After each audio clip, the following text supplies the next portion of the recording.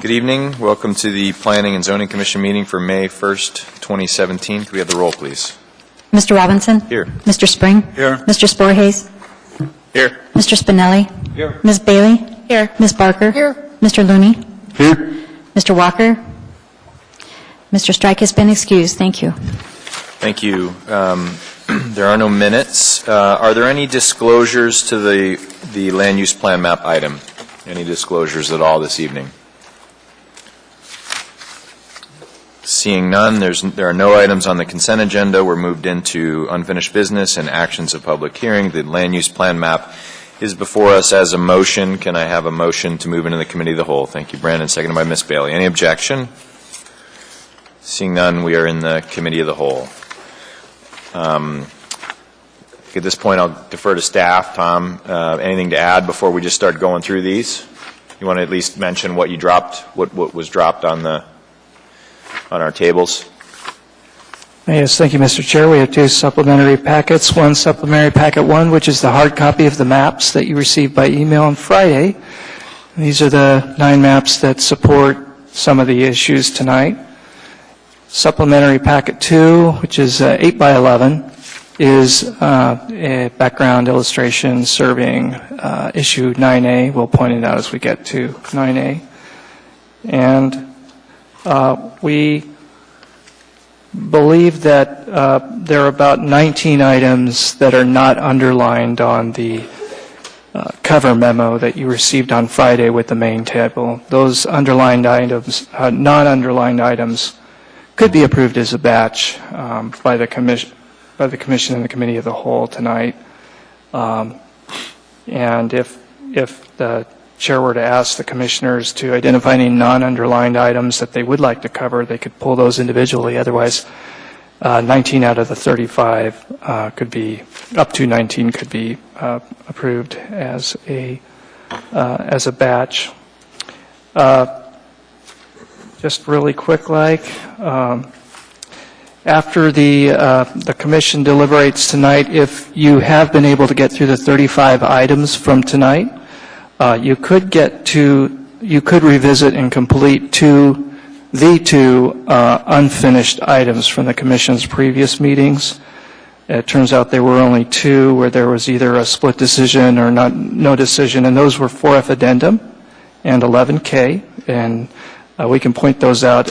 If the commission gets through its items tonight, it could get through those 2 items and as well, and then be done with the unfinished items. Thank you, Mr. Chair. Thank you. Could we reflect that Mr. Walker has joined us this evening?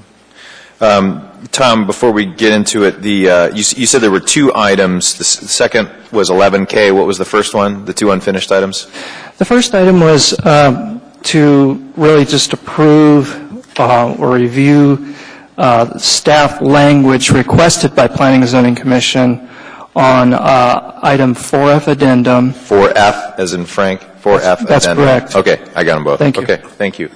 Okay, what I want to do, or what I propose to do, is actually just go column by column, ask for a first column, second column, third column, fourth column, and see if there are any numbers on there to pull.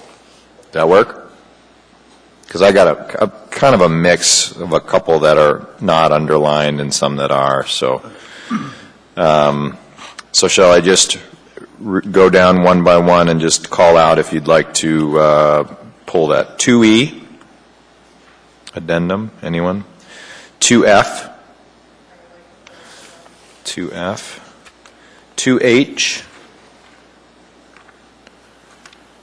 2M, 3T,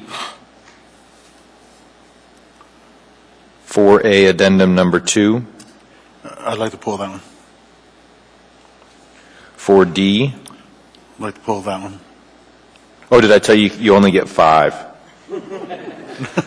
Seems fair. Or 3, 2. 4D addendum. 4D addendum. I guess I have a note to pull it. Okay. 4M.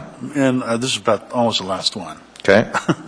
You're on a roll, Spring. No, That's that- 4. that- Okay.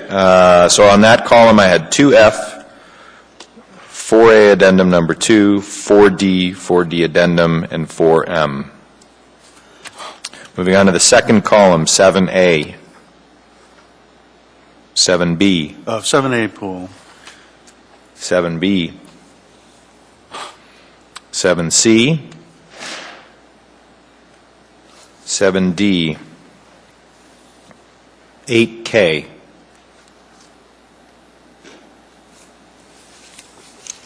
8Q, 9A, Pull that one, please. 9E, 9F. I'd like to pull that one. Okay, so in that column, 7A, 9A, and 9F. I had a maybe over 8K, but I'll leave it at that. Now, third column, 10D, Part 3, A pull. 10G, 10L, addendum. I have a notation there, so I'll do 10L. 10M, 10N, 10O, 11B, Pull. 11G, Pull. 11L. Okay, so in that column again, I had 10D, 10L addendum, 11B, and 11G.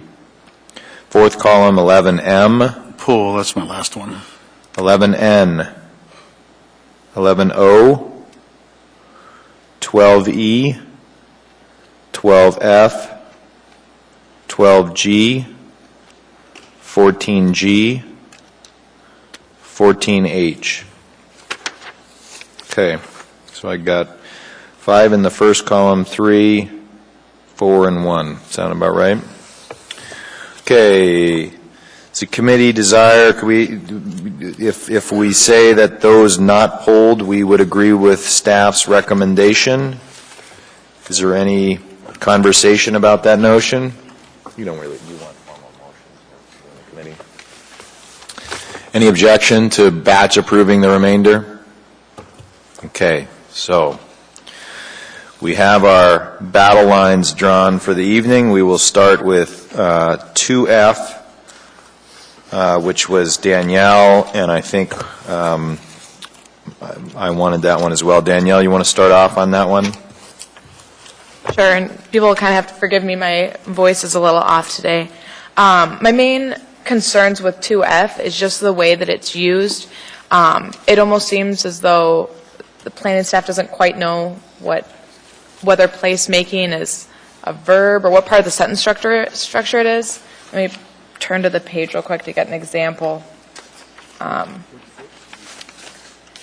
Overall, I think the plan already somewhat addresses placemaking through the goals of what placemaking is, creating these walkable, distinctive neighborhoods. However, sometimes it's used in a list where it doesn't seem to make sense. For example, item number 7 that starts on page 48 and goes into page 49, it says strategy for revitalization, and it lists different strategies, and then it says shared networks, sidewalks and public spaces, placemaking, and historic preservation, whereas all of those things are actually kind of more a description of what placemaking is. And so I think, to me, it almost seemed as though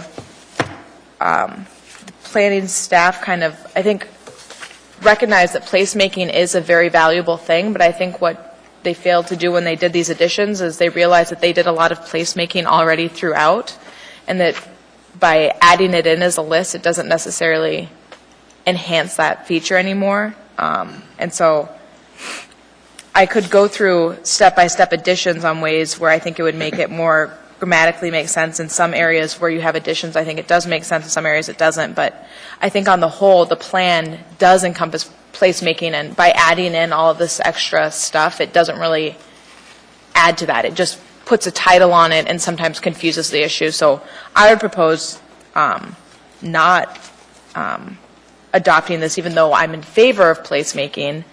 and I think it's very important. I just think that the way we added it in this addition doesn't quite make sense to me. Yeah, thank you. I struggle with it too, and just so people know, I manage a $3 million creative placemaking grant right now, so I've kind of gone to a lot of conferences and things, and I also felt placemaking is an economic development strategy. It's also a process of community engagement. It's not a thing. I mean, it is not like you don't just sort of, an asset is not the same thing. Placemaking is not an asset. It's not a trail. It's not, you often don't think of it when you think about infrastructure. And I think that was one of the comments earlier on. And in fact, by pairing this idea that we're going to somehow do creative placemaking with public works, it just sort of misses the point. It's not about just doing work with the road design. It's about creating, some of the language again is fine, but I would have to either totally rework it or just sort of scrap it. And I have no issues with things like on number 8 on page 49 where you say the close proximity of neighborhoods to the, all that stuff's, that's fine. I don't understand what you're really driving at with a strategy number 5 itself, especially where at the end we get into this strange place where we talk about historic preservation, rehabilitating lower buildings. Older buildings can also be low-cost places that are particularly attractive for startup companies or artist studios. I mean, it's just kind of like, where'd that come from? So I was left to say, well, so what? What are we really trying to get at here? And does this really add or change any direction? Or is it just because someone mentioned placemaking, we try to fit it in somewhere? So I'll go to Mitzi and then see if staff has a comment. Thank you. I don't want staff to feel beat up over this. As a planner, I agree with the concept of placemaking, but one of my concerns is that when we look at this 20 years from now, this is going to be probably an outmoded term of art that I kind of agree we haven't really defined well here, and maybe we can find another way to describe what we're trying to get at without being quite so jargon-laden. That said, one of the more important things I felt was expressed was kind of at the tail end of strategy number 5, with respect to rehab of existing buildings and the issue that we have that when we try to rehab something that's already there, we trigger current codes, which basically renders the rehab impossible financially. So somewhere I would like to see us address that conundrum perhaps a little more head-on than we do somewhat obliquely here at the very tail end of the placemaking discussion. Mitzi, is your point that that's where I started to get, is that where we're headed? Is there an action here or not? Yeah. It wasn't clear if there would follow an action from there or not, in which case I would support such an action. I don't know how you would, in a plan, talk about how sometimes you have to kind of make someone come completely into compliance with the code, and other times making use of what you have is okay. In fact, it we might be talk better. about how other cities have had rehab codes that are specifically targeted for redevelopment opportunities. So yeah, there's no real strategy here. Right. So I don't know, staff, any comment? Otherwise, I'm not sure. We're not going to wordsmith this thing here this evening. But I think our options are either kind of cut it way back, got it out, recognize that you're already sort of, by talking about public spaces and public, amenities, you are, as Danielle said, you are doing, in other parts of the plan, you are doing placemaking. You're already doing that. You don't have to say you're doing that and confuse people by the terminology in and of itself. Yes, thank you, Mr. Chair. We developed this, and we were very interested in what the commissioners might have to say about it, because I know that some of you are working in this field already. We have no issues with cutting back most of it. If there's concern about the way the term is used, it's not a major concern to staff. Some of this is especially adding placemaking as a listed item. We were attempting to be responsive to a comment. We like the term. We didn't disagree with what we did, but it's not something that we need to keep if that's not the Commission's interest. We do believe that the piece about some of the language that we added, we hope will be kept or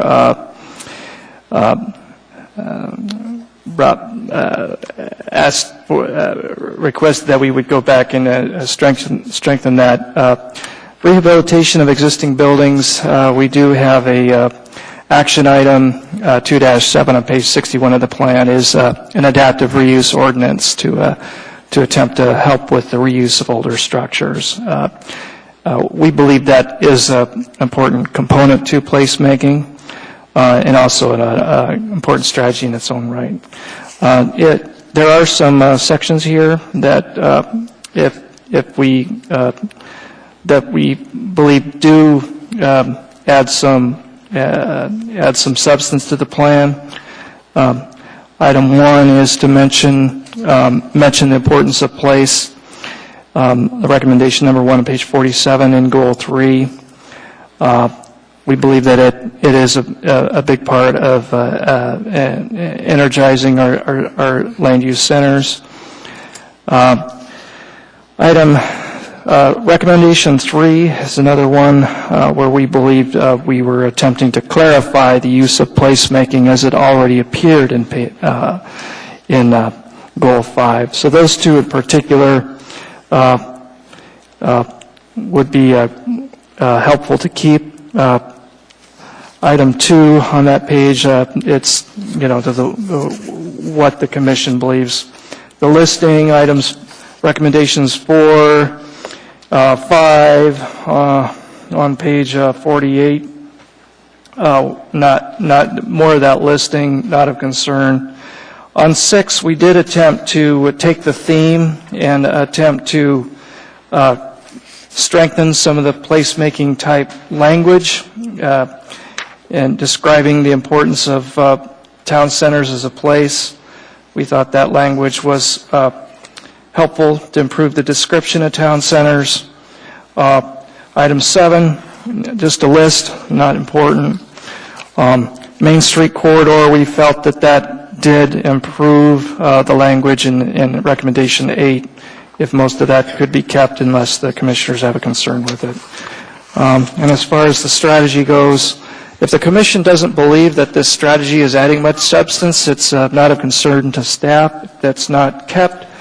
But the piece about adaptive reuse, protection of historic structures, if that's important to the Commission, that could become the core of the strategy. Thank you. Ms. Bailey, you got an idea? Possibly. I think in going through it, I think what might work is to keep 1, 2, 3, 6 in the last paragraph of 8, and keep those changes, because I feel like that it keeps the central goals of what placemaking is without kind of confusing the definition of it, and then not keeping strategy 5, but keeping the last 2 paragraphs of strategy 5 and moving it to section 2-7, where there is some talk of rehabilitation. And so that way, I think for me, because I really like a lot of the goals of placemaking, so maybe this would enhance it without adding too much confusion to the process. So that'd be keeping 1, 2, 3, and 6, and that last change in 8, that last paragraph. I don't really like the first part of it as much. I'm gonna make a recommendation that you and I offline, you tell me what you want, and I take a stab at providing some language, because there's too much. It just needs tightened up a lot more. I think it just adds confusion and distracts from what I think it ought to be. So if you're amenable, if the Commission's amenable, we'll bring it back as an amendment. That works. Is that okay? Any objection to that? And staff, you can provide some Word docs so that we can provide our recommendation. You can have a stab at it after we're done. Thank you, Mr. Chair. I appreciate it. Okay. Good idea. Okay, we'll come back with that one. Next up, 4A, addendum number 2, page 86. Yeah, I think I pulled that one. Probably the good bet, right, John? Okay, let's just say the ones I didn't pull. Yeah, this one is, I guess, close to my heart. It involves a lot of the issues that I think I brought up in the past about the need to infrastructure coordination with land use changes and rezonings. And I've been struggling with that because I don't want to fight the battle all night tonight. And I'm willing to, I think, at least meet staff halfway if I can come up with a solution regarding this. My problem is that I know that you say the TIAs are the way we deal with these problems with traffic, and some of which are unknown, obviously, because we didn't do a traffic analysis on all these land use changes. But some of them, I pointed out, a number of them, which I know are going to be a problem and going to need some solutions. And I'm not sure there are solutions to some of them, right? Now, what happens is once you get a land use designation here, it's not guaranteed that it's going to be approved, but some people may think it is. And is there anything in the plan that says a caveat that tells the public that just because it's in the land use designation, there may be grounds for not approving it, particularly with respect to transportation issues and congestion and maybe flooding or other wetland issues or whatever? Is there anything that caveat that expresses that type of idea in the plan?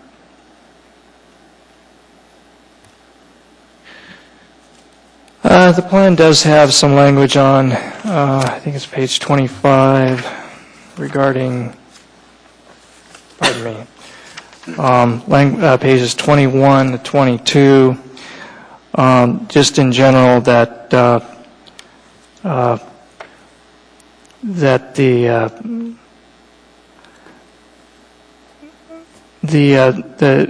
very last sentence on page 21, the area's land use designation does not imply that the most intense corresponding zoning district is recommended, nor is most appropriate. Proposed rezoning should be consistent with Title 21 and comprehensive plan policies. So just in a very general sense. And then in the 4A itself and then 4A addendum, there is language to be added to the plan that the Planning and Zoning Commission has approved over the course of the deliberations. And let's see here.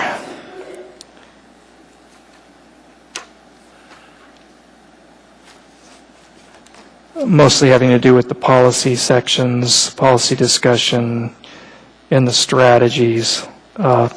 We did put some time and thought and discussion into this concept of putting in some language into the plan which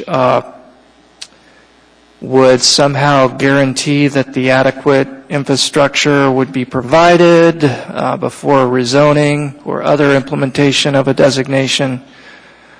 But we found that we couldn't necessarily guarantee that in the plan, and in some cases found that it might not be appropriate to.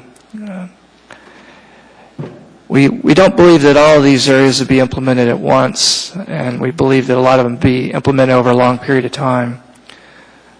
The site east of Lake Otis on East 24th, for example, I think would added capacity of additional 60 or so housing units over what the current zoning is if it were rezoned to match the higher density designation. And that's in Lake Otis, north of Northern Lights, west side. And, if it were put in today, it would create traffic issues at its left turns and what have you. Lake Otis can't perhaps handle that. It would trigger a TIA. That stretch of Lake Otis is also called for in the MTP to be eventually rebuilt. So it's a project in the Metropolitan Transportation Plan. And so you have a long-range land use plan map in 2040 plan calling for higher density along a street that's designated to be upgraded in the long run. So in our view, a lot of these are just reflecting a future state. But we're all ears for what you might have in mind. Thank you. If I may, So I overspoke Mr. Tobish. thanks for pointing out the 21. I think if that was reinforced a little bit, maybe strengthened, that section about the most intense corresponding zoning district is does not imply that the most intense is recommended. That's partly there. Of course, it may be that even a less intense one that's above the existing zoning might not be appropriate either. So, and maybe some discussion about what might trigger rejection of the land use, that the fact that none of these land use, none of them really, have been undergone traffic impact analysis, or since it's a general plan, it's impossible, obviously, to do the in-depth analysis, and much less whether or not it meets all the standards for a rezone. So a little bit more on that to kind of make a caveat that there's, might be some issues that might reject the rezoning, even though it corresponds to the land use designation. I think would be fair to the public and allow us a little leeway to look at each one individual case by case when it comes before us, which we do anyway. But I think it will help me to swallow all these land use changes without really knowing what the impact is. I wanted to bring to your attention the changes we made in items 8C, 8C and 4A and 4C for instance. Those are we added language there to address this issue and to flesh out how it would be addressed in the interim once this plan is adopted. So, okay, point those out individually, please. item 8C. 8C? 8C, yeah. I don't know. Page 149, 148. 147, 148. Sorry, 148. Mm-hmm. The Chugach Way is, as an example. The Chugach Way is fine. I don't have a problem with that. I like the way that you require the small area plan prior to any rezoning, and I don't have any problem with that one. Okay. That's a good solution to that particular. Because that language applies to many of the items on the list in 4. Well, it doesn't apply to the ones I'm concerned with. Okay. Is there an opportunity, in the plan where it talks about relationship to other plans and how you say that these other plans will respond to the plan map, and likewise the plan map, this plan is responding to those plans. It's just a question of really timing, right? Just because it's there doesn't mean it's ready to be what it says it is, right? And I think that's what John's getting at. But if you don't have it in there, you're in conflict with your documents. You're building a road of higher capacity even though you don't want to add on the density that the municipality needs to add on to sort of justify growth. So I don't know if, that's way back in the beginning and there's just one sentence. If there's a way to where you reference transportation and you could spend 3 sentences saying, conversely, this plan responds to the long-range transport, whatever it is, the MTP, is that what it is now? And presumes that those enhancements will be made over the life of this plan. And that those land use changes, in fact, might depend to some degree on some of those being implemented. I don't know if that gets at it, plus clearly some of the ones that Mr. Tobish just pointed out are trying to get you part of the way there. Yeah, I appreciate that. I guess let me just give you an example. With the flaw I see in the TIA process is that in the last, since so many years I've been on this, it seems like we always get a TIA promised as part of the rezone, and we never get the actual TIA information when we make the rezone. And that's kind of why I'm reluctant to say, go ahead with all these land use changes, because we really kind of punt and say, okay, leave it up to the traffic engineer to resolve this. Well, they can't undo a rezoning. I mean, what are they going to, if it's totally inappropriate without needed transportation improvements and it's too expensive for the property owner to do it, then the rezoning shouldn't happen, right? The traffic engineer isn't going to say, well, sorry, the rezoning, it can't happen because it's been approved by the assembly. And the example is that 24th and Lake Otis, where it could very well be we approve the rezoning with the promise of a TIA, and then the TIA goes ahead, and what are they? They're kind of stuck. You know, they can't deny the rezoning. What I'd like to see happen, and I know this is changing the procedure, but we need to start seeing TIAs while at the same time we see a major rezoning. So we have all the information regarding the impacts of a transportation impacts before we make the decision. Then we can take a look at it and say, well, there's nothing we can do here to make this better, or the cost of it is so exorbitant that the developer can't do it. But if you could, we change the process and get a TIA while we make the zoning decision, I'd be much happier with going ahead with all these land use designation changes, because then we'd have the information we need to assess whether or not it meets the standards for rezoning. One of the standards is that it has to not have a negative impact on the transportation system. And we can never get that information on the major rezonings, hardly ever. But there's also, I mean, I don't want to delve too far down here, because there's a belief that there's a time for that to happen. And sometimes a rezoning is about use, or it's about height. It's not necessarily only about intensity, which is a driver. And so until you actually come forward with a specific development proposal, which you're not doing usually at a rezoning stage, you don't have a TIA. So we could debate that all day long. I think what we need is I would like, Mr. Tobish talked about some language that was in there. You've talked about kind of the issue. Either there's a place to add some general language, or there's not. And that's kind of, we need to give them some direction to move forward one way or the other. Is there an expectation that they're going to amend something in here to appease what your concern is? Or are you just getting it off your chest? No, I gave them a suggestion. Okay, but so do they clearly know what you're expecting some language back? I just want to know what we're all on the same page here, so we know what the next step is. Yes, thank you. We could explore perhaps a sentence strengthening pages 21, 22. We'd like to be careful not to delve beyond the traditional reasons why a rezoning might be rejected. Perhaps bring that back to the commission so that there's a chance to look that over. I also really appreciated what the chair said. Perhaps there is a place nearer to the beginning of the plan in the policy section that states the plan responds to the MTP and presumes that those enhancements will be made. Perhaps there's a sentence there as well that we could bring both of those back and see if that, and then also take a look at how the other changes we've made in the plan play into that.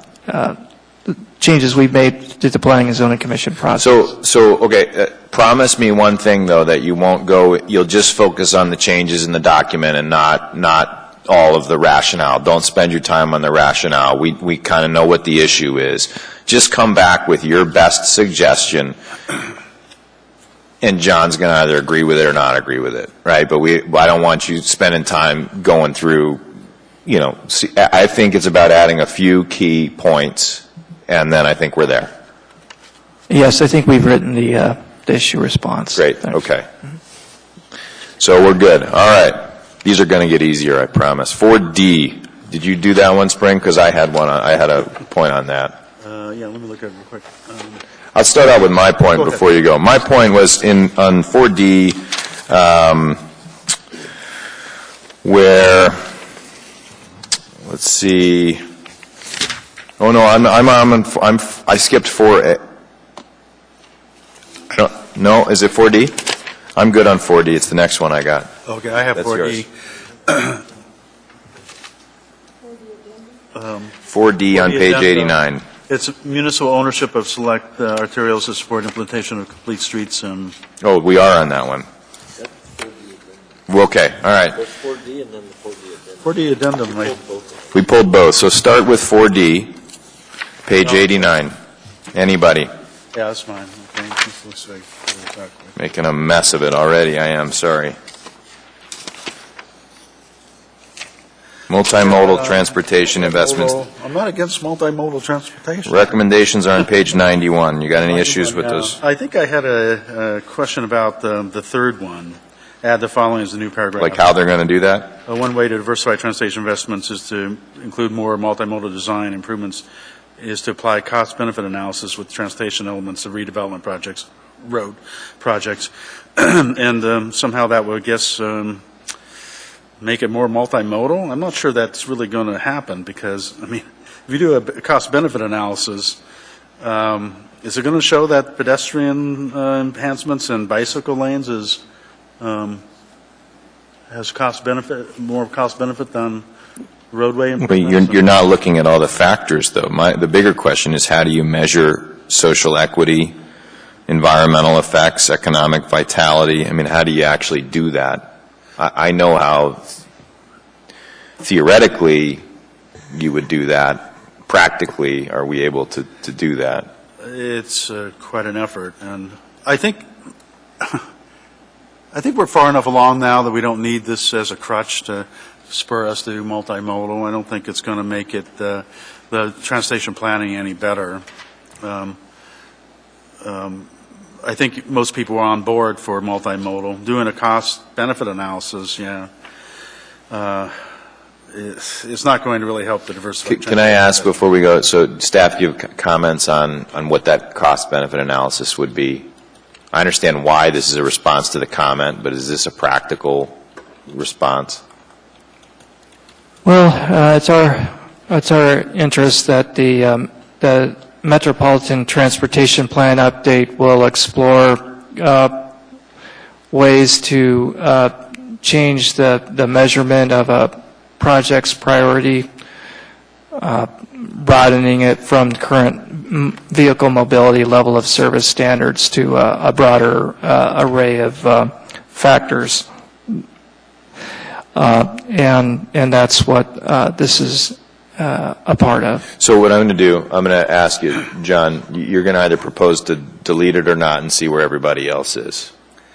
Well, yes, I'm going to propose to delete it, and I think you're getting too far into transportation planning here. I mean, You just asked us to do nothing but transportation planning on the last issue before we make any land use decisions. Now you want to back off. I'm a complicated man, I tell you. Staff has no strong, we are attempting to be responsive, and so if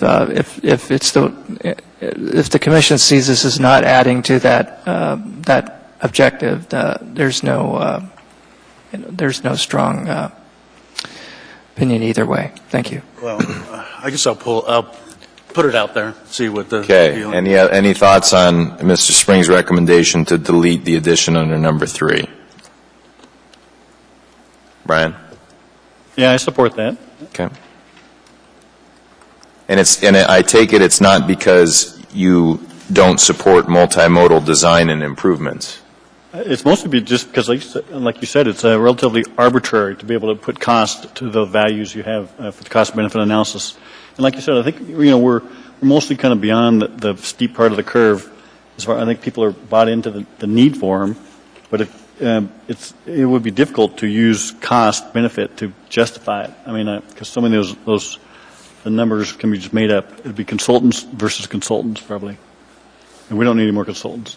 All right. Any objection to deleting that section? It's okay to object. Any objection to deleting number 3?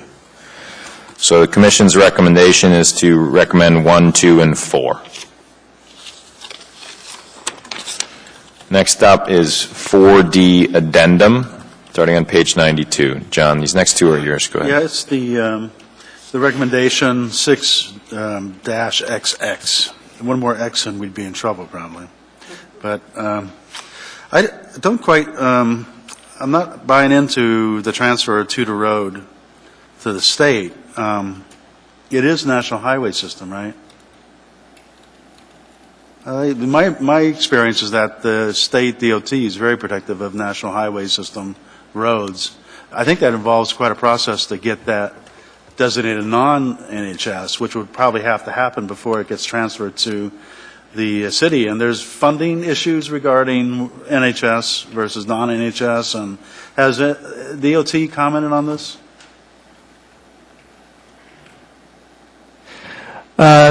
No, they have not. Staff has no objection to deleting that last sentence. The main purpose of the action is to basically get to a broad framework agreement as a vehicle for working on these kind of issues, not necessarily to name a specific street. So that last sentence could be deleted, and the main purpose of the action is still to be there. Thank you. So I was going to go the other way. I was going to just start adding streets. I was going to add Northern Lights and Benson. I was going to add Muldoon. I was going to add them all. Add a Gamble. I mean, they're ignoring changing the context of the streets in our community. And I think the more we can do to actually highlight it, I get that there's mechanical or funding issues or whatever, but I think you want this thing to say pretty clearly, in some of these areas, we want them to function differently. By 2040, if you have half the stuff we've talked about, if you haven't also changed the streets, you've created all kinds of issues. But I think if we keep the general statement, it's there, but I'm okay with a shot across the bow. I wish I had more information about the potential issues. And without talking to DOT, we don't know what those are. I think there's really serious funding issues regarding this transfer, and unless I had more information about what the impact and what the potential problems are. But in general, as a general statement, I'm okay. Well, it says transfer may include transfers or other case by. We already do that, right? We already manage. Well, but we manage sidewalk maintenance, right? Where DOT doesn't want to maintain sidewalks, and we take that on as a city, right? That happens. That's one solution. Well, yeah, I agree. I think Brian's got something. Yeah, Brian. Yeah, I'd like to add, as a civil engineer designing roads, in the last, I'd say 20 years, we've been involved with quite a few projects where it's a DOT-owned right-of-way or roadway, and the whole, one of the purposes of upgrading the road is to transfer it from DOT to MOA. A lot of these are collector roads. I think like 60th Avenue from Lake Otis to Elmore, Strawberry Road, right, was another transfer job, and there's other roads that are not even collectors. They're more like a local street, which is kind of hard to believe that it was a DOT-owned local street. But I think they've been knocking off a couple of them a year. Johns Road was another example. So they are doing that. So I'm definitely supportive of that. But when it comes to the larger roads, like a Tudor Road or Muldoon, those really are currently part of the state highway system, which is kind of odd. I guess our community is unique. I've lived here for my whole life, but I talk to other communities. They say, yeah, you guys have all those weird DOT roads right through the middle of your town. Nobody else has that. But Tudor Road is the highest volume roadway in the state of Alaska. And, of course, it needs to be repaved every, 3 or 4 or 5 years from other roads. There'd be a huge cost to transfer that. Mm-hmm. But it does make sense to transfer the smaller capacity volume, like collectors and arterial roads that are going on. So I'm going to go to Tom in a second, but a simple solution here is to just drop the last sentence, as Tom indicated. So Tom, what do you got? Yes, and it's several concerns. First, we're not. We've named some reinvestment focus areas around town, and as the near-term focus of all of our efforts. This isn't necessarily one of those. And like you say, if you go down this path, why not name the other important streets? AMATS, I think we put it in the response language. AMATS has been working with DOT, and so have we on this issue, and we are seeing change there. And we're not sure that adding this type of example on one of the streets that they've indicated is an important national highway corridor would be productive in continuing those conversations and helping move DOT along.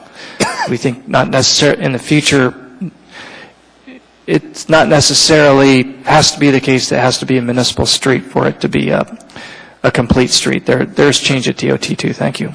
So, objection to deleting the last sentence.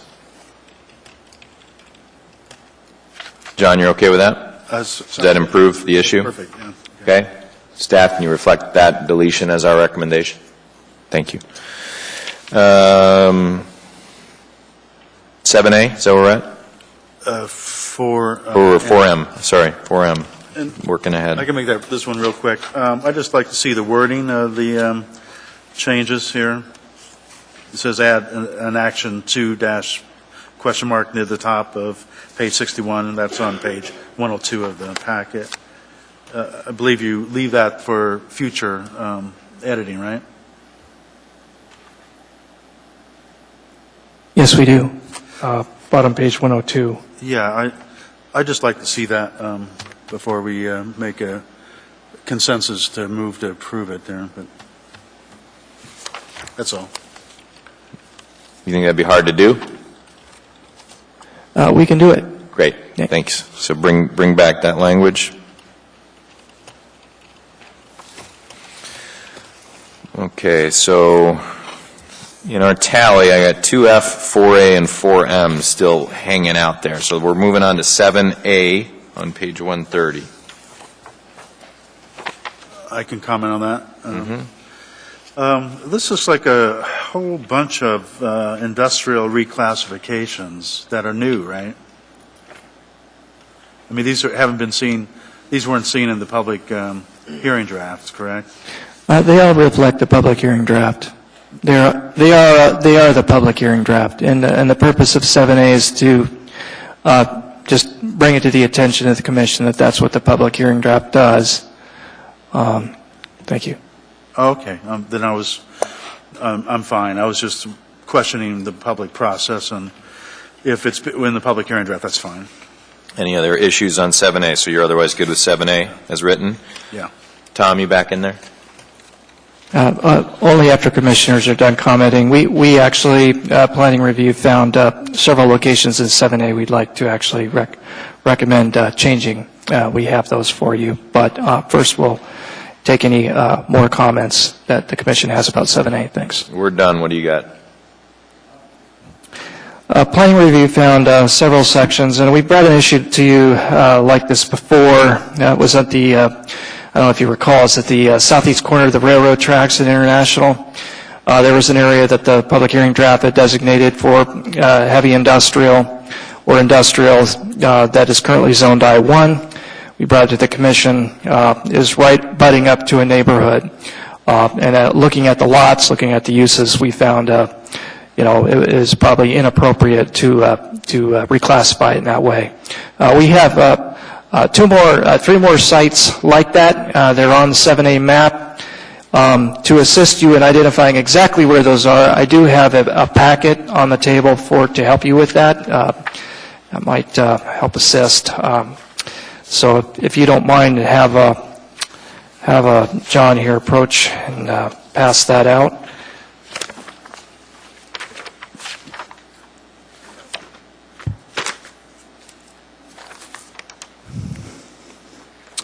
And it can also be seen on map 7A. So the first site is on the southwest corner of Raspberry Road and Arctic Boulevard, southwest corner of Raspberry Road and Arctic Boulevard. All the industrial properties there, the three of them, the FedEx, the RV sales lot, and the Halliburton office are all currently zoned I-1, butting back up into a neighborhood. Southwest corner of Arctic Raspberry.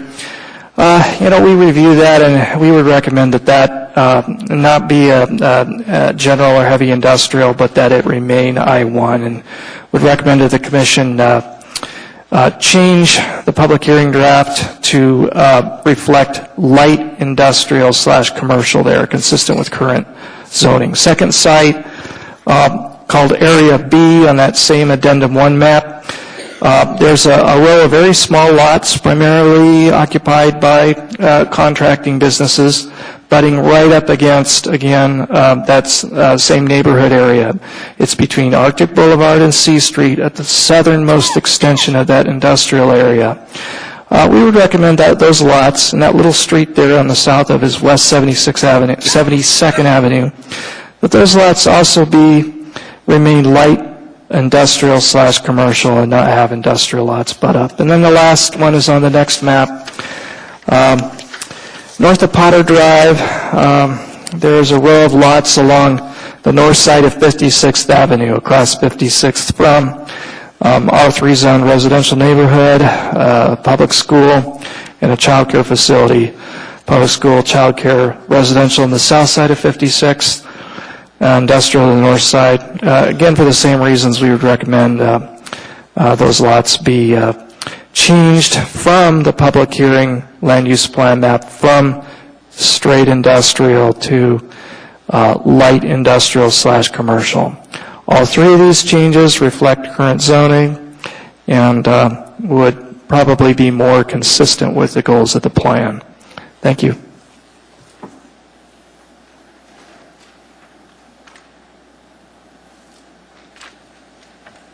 So what we have in front of us is the cleanup language on page 131 and these 3-area lightening of the shade, I guess, from heavier industrial to lighter industrial. Any comments or questions?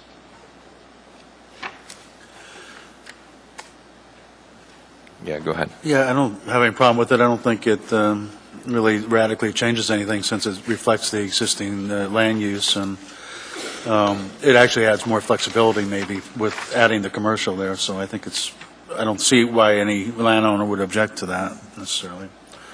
Any objection to the change that staff proposes? Brandon? No? No? Okay. So hearing none, we'll incorporate those changes, please, on 7A. Next up, I believe, is 9A. Page 165.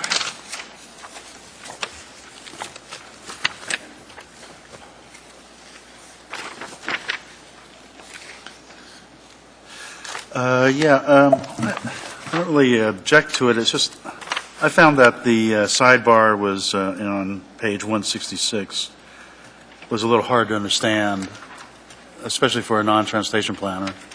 I don't know if anybody else shared that. Is it fine? I wouldn't quibble over it, but it seems like it could be just wordsmithed a little bit better, maybe a little bit clearer. So, Mr. It was Chairman, really hard for me to get my head around it. I guess it was hard, but. So, Mr. Chairman, Commissioner Spring, would you happen to have some suggested wording changes on how we might do that, or? I mean, I'm sure we could take a crack at it, but if you have some language that might be helpful, we'd be open to looking at that.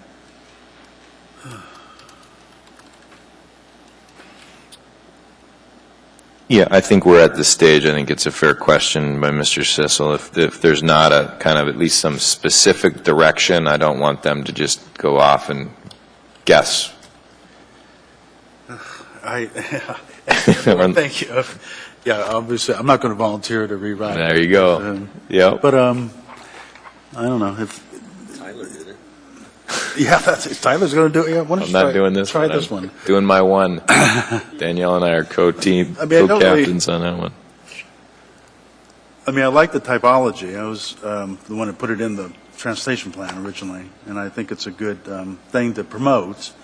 I'm not sure how it ties in with Main Street corridors and city centers and the traditional neighborhood design and placemaking and all that stuff. It just, you're trying to link it with everything, and I get a little bit confused. It becomes muddled to me when you're trying to incorporate every concept in the plan and into this typology, and maybe he felt it needed that, but it seems like it just muddles it, but touche. I'm not going to rewrite it. All right, so you're good. We're moving on. All right, you can always bring it back, but you got to have something in hand. 9F on page 170. This was the language, and I think you provided a graphic as well, but the missing middle housing types. I think this one struck me kind of like the placemaking one, and I think what Mitzi said earlier sort of resonates with me. It's kind of a term du jour, to some degree. I think it was used in a lot of communities to really talk about a certain type of density as much as it was about affordability. I mean, I think it's really somewhere between high density and single family. And I just wondered what really was your driver to feel like you really wanted to kind of bring this, and maybe you don't in any of the language.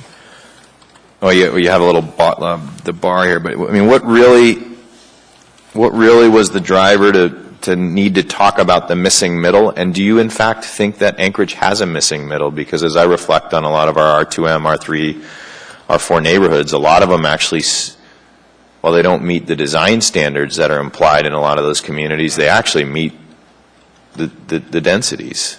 Those were the 4-plexes and the 6-plexes and the 8-plexes that got built in the 70s, 80s. Carol may have something to add. First of all, we don't propose to use that term in the plan, and we're not. What we propose is to take some of the lessons from that that seemed applicable to attempt to clarify the types of housing named in the allowed uses for some of these land use designations. And so what we have attempted to do was take terms like density and multifamily and be clear about some of the housing types that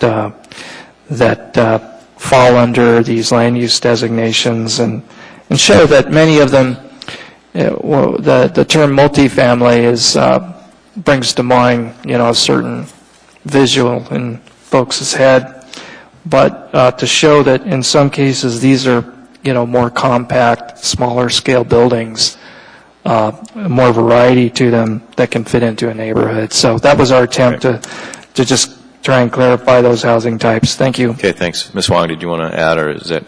I'm good with that. So missing middle isn't going to be something brought in. I just think it's a term that confuses, and I'm good with that. Yes. Tom captured it fine. Okay, great. Any other issues on 9F? Okay, 10D.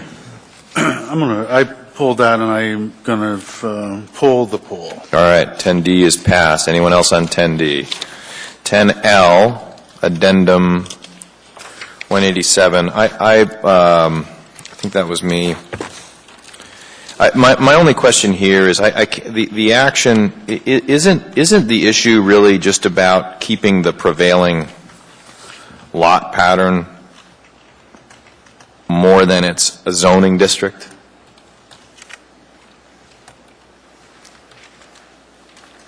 So, I mean, I think what you're driving at is creating a new zoning district of some kind.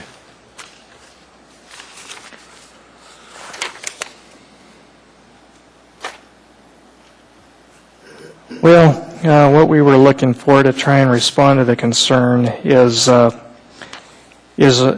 way to get at what the objective is for neighborhoods like this, which is to allow maybe an additional unit or two per lot, but avoid actually resulting in something that we didn't call for, which is aggregating multiple lots and then building an 8-plex or an 8-unit development structure that was out of the scale of the neighborhood. So the intent was to keep the scale, the lotting pattern, And to allow that to happen, which isn't allowed under the current zoning, we don't have that kind of tool and toolbox where we can just have the go-to niche district, allow that to happen. We found several neighborhoods like this in addition to Windermere subdivision where having a tool that the neighborhoods can see we're not developing eightplexes or aggregating lots, but simply allowing one or two more units per lot at the similar neighborhood scale. And adding a zoning district is one way to skin that cat. And we can explore other ways. Yeah, thank you. Could you just add, in that action that you're going to look at that it would accommodate a modest increase in density while maintaining a relatively small lot pattern that's consistent with an existing neighborhood? Because again, you said it right there, but I don't know that it's totally understood, right? There are places where you don't want someone to aggregate a whole block, right? Replat them, and then put a larger structure on that otherwise makes sense. It's really as much about the lot pattern as it is about anything else. But could you bring that back? Because I think that would be, that's at the crux of it to me. Yes, we can bring that language back. Great, thanks. I think it's an easy fix. What am I on? 11B? 11B, page 197. Yes, if I may. Your mic, I don't have any. John, your mic. Oh, sorry. I just turned it on. I don't have any real objections to the staff recommendation, which is no changes, but some of the discussion part of it I have a problem with. When we talk about in this 197 in the middle paragraph of your response, you say, the rezoning to RO was discussed at Port Medical Office as principal use consistent with the uses further on the bar and to avoid higher traffic commercial retail uses of a B3 district. Well, I'm not sure that's correct. I mean, medical office versus commercial. I mean, you look at the trip generation manual, ITE, and I think you'll find that the medical offices could be much higher generation than the regular strip mall development. Just, I guess, it's a little picky, I'm afraid, but that's, and also one other point. Are you suggesting they change something there? Well, I mean, this is part of the record moving forward. It's okay to change the rationale, right? Because this goes to the assembly. So there's something you want to change. I just don't want to mislead the assembly if that's not a true statement, or if it's some, I don't think it's a true statement, but maybe you could check with transportation planning and look up the ITE and see if that is true. But I don't think we have an objection just to leaving it out. If that would be simpler for us at this point. You could even just leave out and to avoid higher traffic commercial retail uses of B3. If you took that second clause out. Yeah, that'd be fine for me. If that's okay. Yeah. And also, I get the impression that from this response that you're trying to make sure that Merrill Field gets the most money for their land as possible. And you don't really, I'm not sure you really come out and say that, but it bothers me that it appears kind of that's what we're trying to do. We're trying to, Merrill Field wants this, and they want to make as much money on it as possible, so we should do it for them. And that's not the rationale. I think you laid out the rationale for it, and that's because it's on a transit-supported corridor, and it might help enhance transit ridership. And I guess I would cut out some of the stuff about Merrill Field and their needs and whatever, because I don't, that wouldn't be the reason I would vote for a rezone here. But What section are you talking about? no, the site was purchased and granted to Merrill Field, assurance that surplus, enterprise self-supporting needs to manage access and its ability to increase airports, revenue-generating opportunities, blah, blah, blah.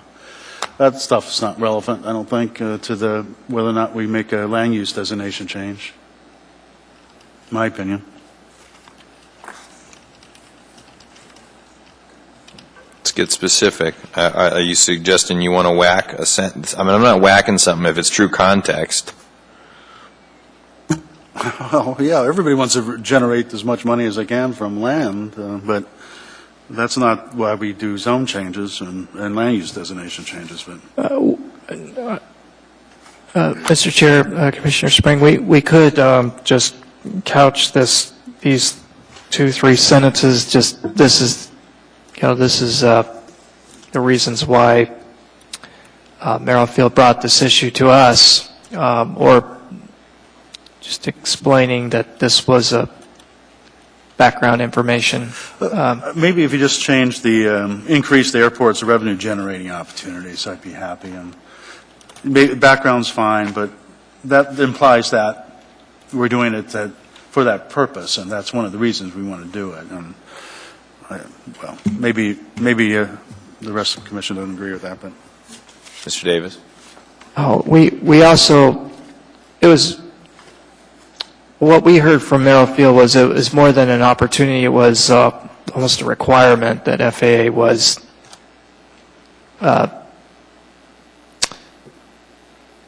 looking at, and other airports have mentioned this to us as well, that FAA does want to see the airport getting return on leases, and that's the way they put it to us. So, thank you.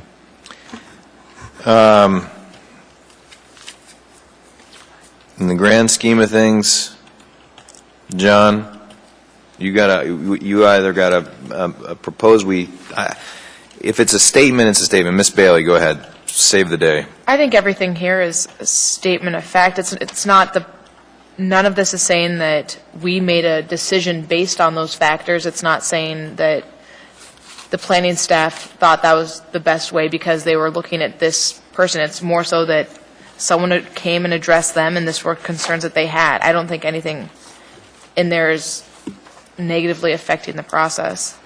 So I'm fine with it being in there. Okay, I'm going to propose that it remain. Mr. Chair, Yeah. I just wanted to bring to the Commission's attention that at the beginning of 11B, we talk about a 6-acre parcel. It's actually a 15-acre parcel. I wanted to make sure you knew that. We're correcting that in our text.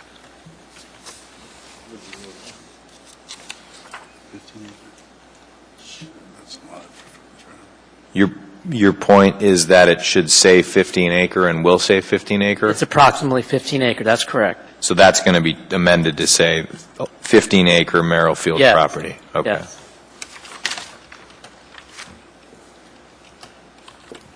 Thanks for that clarification. Unless you got anything else, John, I'm going to move on that one. So we're on to 11G. I believe we have 2 left. I'd like to pull that. We discussed it, and the Good with language 11G. discussed previously will work. Anybody else with 11G? About 11M. Tudor Road again.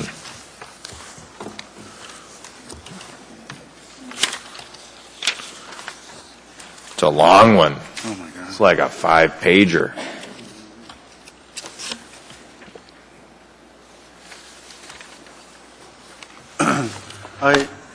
If I may, I'm not going to belabor this one, but I still have doubts about Tudor Road being a transit development corridor, but I'm not going to fight that battle. I just want to put that on the record that I have some doubts about it, but let's give it a try, I guess. So this is actually calling out a new town center. Is that right? Or it's just expanding the existing town center. Which is it doing? This is an expansion of the town center Across the road. across the road.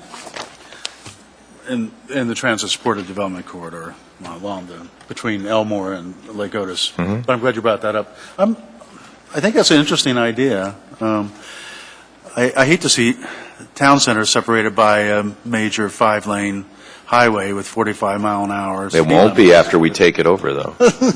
Yeah, it will be. Believe me, it's still going to be 45 miles an hour. Yeah, but and I don't. If I may, just The original idea for town centers wasn't to put it next to major employment centers. You notice that all the other town centers are along transit-supported development corridors, and we got a new one here, so I guess it is. But the idea was to, around the major employment center was redevelopment areas, which was supposed to serve as housing support and services for the employment centers, right? So here we have a case where really you're replacing a redevelopment area, which the area north of Tudor was all redevelopment area, with the town center, and then you're expanding the town center across the road. So I guess I have some aesthetic problems with, the way the land use map looks now and how you've changed it. But I'd like to see, though, that area over on south of Tudor turn into something like a town center, mixed use. I mean, if you've got control of the land, you might as well do it. So it's just philosophical. I just wanted to raise the point. Okay. No change. I will note that I think I may have seen a conceptual drawing of what's mentioned here, I guess on page, must be 210, as far as just the layout of what they have, people have in mind on the south side of Tudor. I guess that'd be west of Elmore. The redevelopment of the Tudor Road Master Plan. It looks pretty exciting. What could happen there as far as mixed use, grocery stores, apartments. Of course, they're still going to be able to have to fit things like the transit bus parking somehow in there, but it's progressive. Great. Okay. That's it. We're done. No, I think with that, we've gone through the issues. Let me tell you what I have as notes and of what's coming back. We had item 2F. If you're going to provide us some Word docs, but Danielle and I were going to take a stab at that. 4A addendum. This was Mr. Spring's issues of traffic and TIA type studies, and so that you had a couple of areas, maybe page 21 and 22, or in the relationship of other plans area that you were going to bring that back.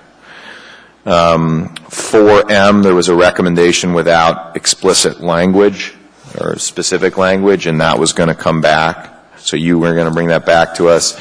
And then 10M, I just asked for the language about the area, and the new zoning was about lot size as well, and maintaining lot sizes in there. So that's the 1, 2, 3, 4 that we have coming back. Is that, Mr. Davis, is what you got? Yes, that's correct. 10L addendum with the language coming back on... That's 10L, okay. Yeah, thank you. Thank you. And I don't think they're huge, heavy lifts, at least they weren't intended to be. So that leaves the two previously unresolved issues. If the commission would allow me to just kind of go there for a second, see if we can't get one or two of these off our list. First one was 4F addendum, starting on page 95. And if you'll look at staffs, this was our discussion about commuter rail along the Alaska Railroad corridor. And there's some yellow shaded text that I think is language that is sort of the recommendation based on that discussion. Is that how that works, Mr. Davis? So there was an original recommendation and then a revised recommendation trying to deal with our comments? Yes, Mr. Chair, and the language highlighted in yellow at the bottom of page 96 is our attempt at our latest attempt. So anybody have any comments? Anybody strong attachment to either of those? Want to continue to kind of let it hang here and offer, the next step would be to offer your own language if you want to change something, or ask that it be taken out.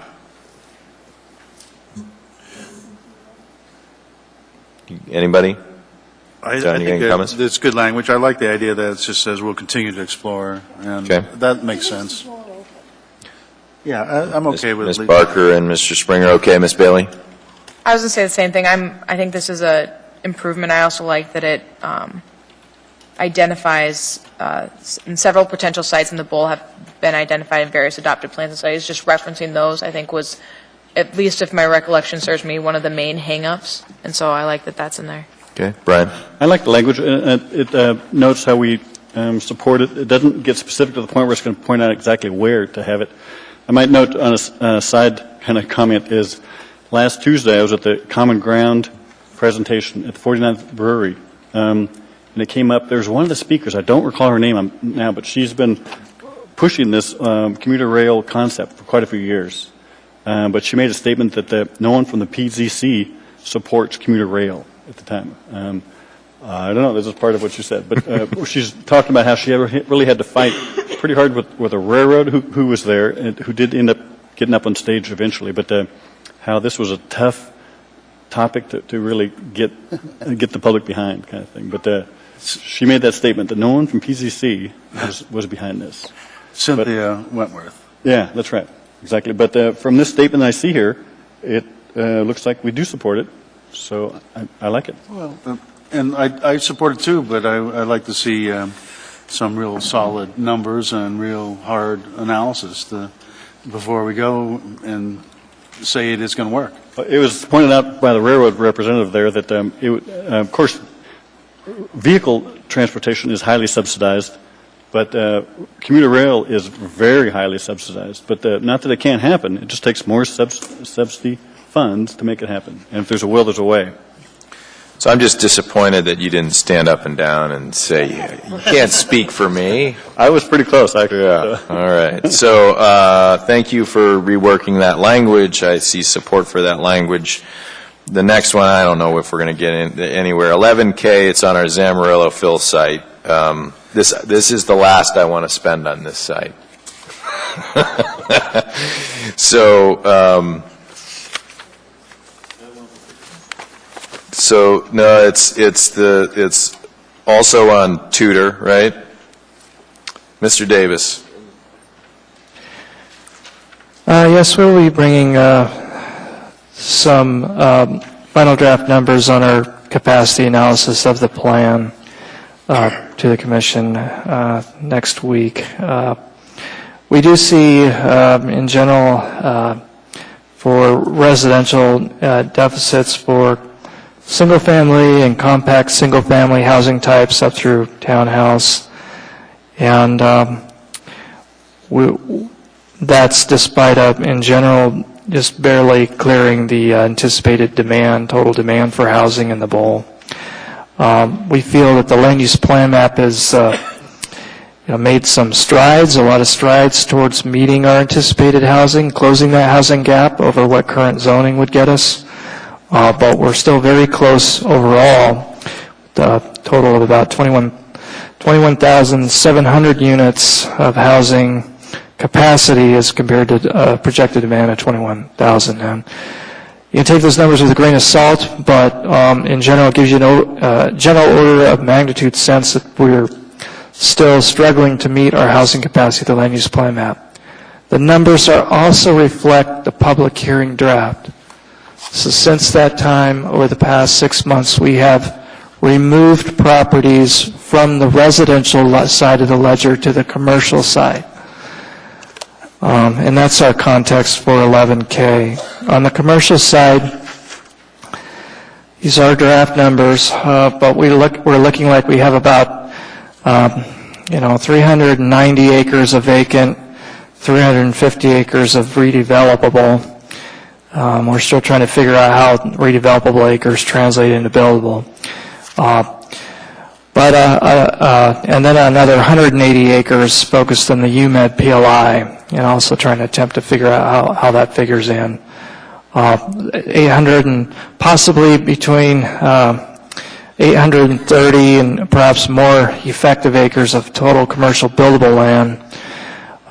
At historical densities, demand, our updated demand forecast from our consultant would be about 820 acres, again, barely clearing.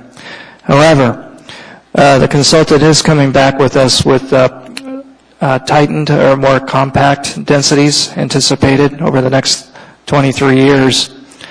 And that could reduce the total acreage demand to less than 700 total. We think about 80 of that could go to Chiquiac Eagle River, so it would be less. In other words, we think we're really tight for the residential, for the land supply. We're tight for all of them.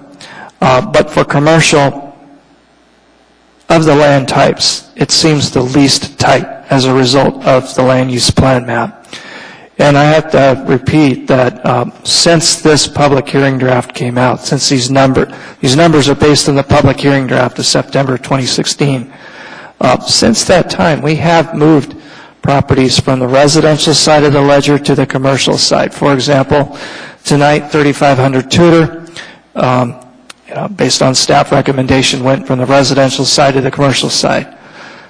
So the housing capacity went down there, as it will no longer be primarily a housing site, be commercial with some housing. That's 17-20 acres. So our context for this, and going forward, you'll see more of it next week, is looking at the big picture in terms of land supply. In addition to the site-specific factors about 11K, since this is a 2040 plan, its objective is to meet the land supply needs. Overall, we'll be coming back next week with some more final numbers for you to consider these specific sites on. But we wanted to give you that information in time for 11K. Thank you. Okay, simply, anybody favor keeping the designation on this property commercial corridor? Okay. Anybody favor keeping it or changing it to compact mixed residential medium? Okay. So here's the deal.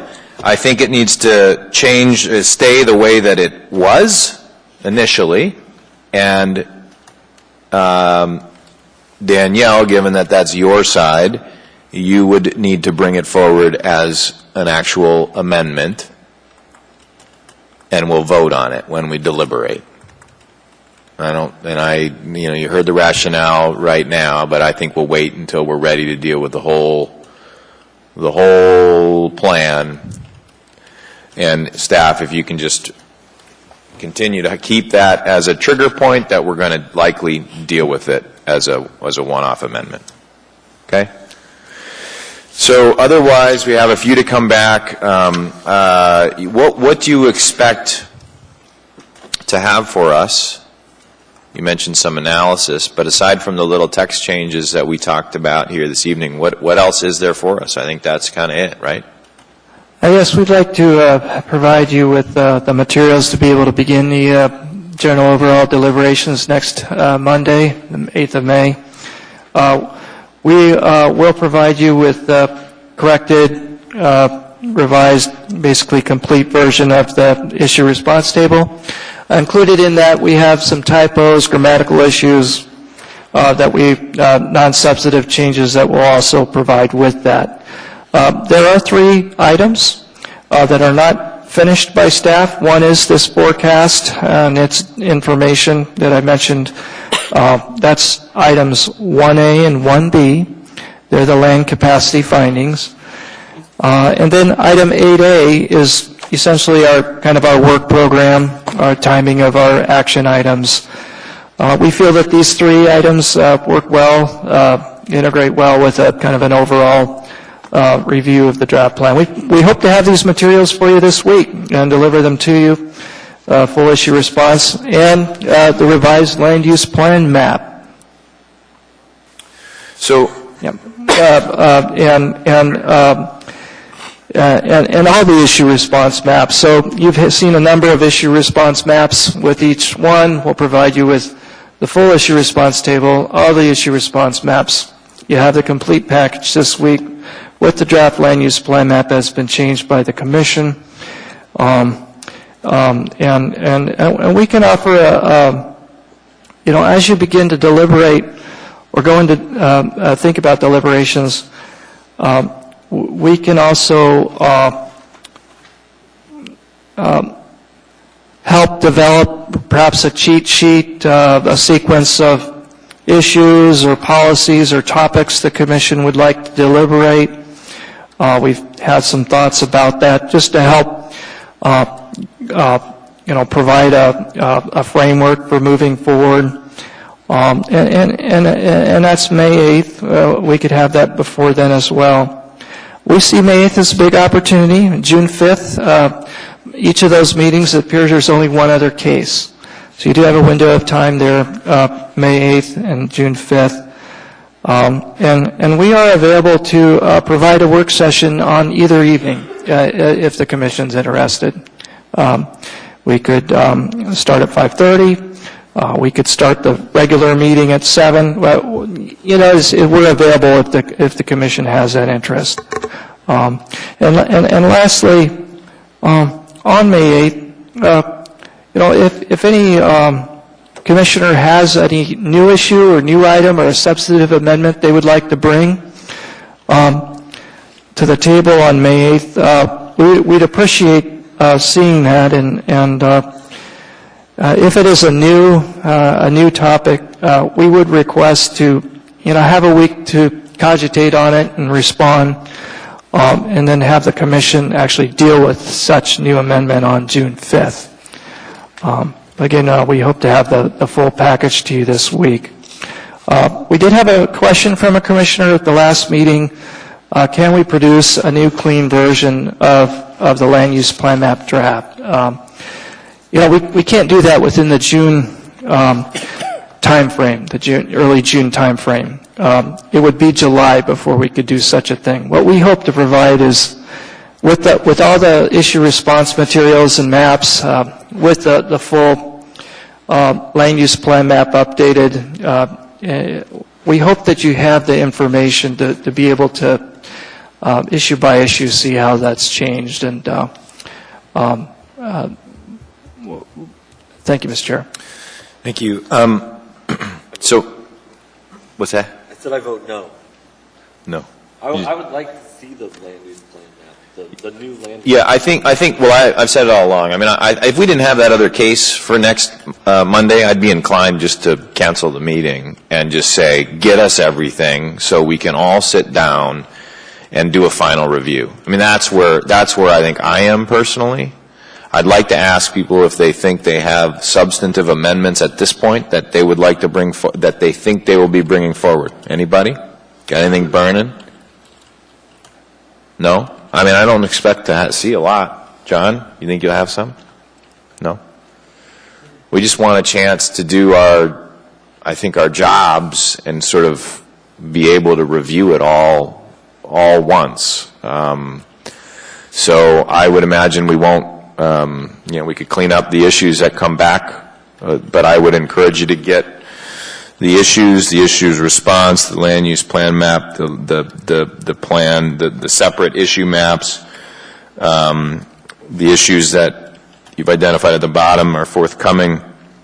And then I think I heard some talk about maybe there being a draft resolution as well at some point, or the initial starting of a resolution that can be provided to us in advance, so that if we are able to pass recommend adoption on June the 5th, we do so with a resolution, or at least reviewing that resolution at that point too. So I think we'd be ready to go June the 5th. The reason why we're not ready to go now is because we're still got a couple things hanging out. At least that's my view. Anybody else?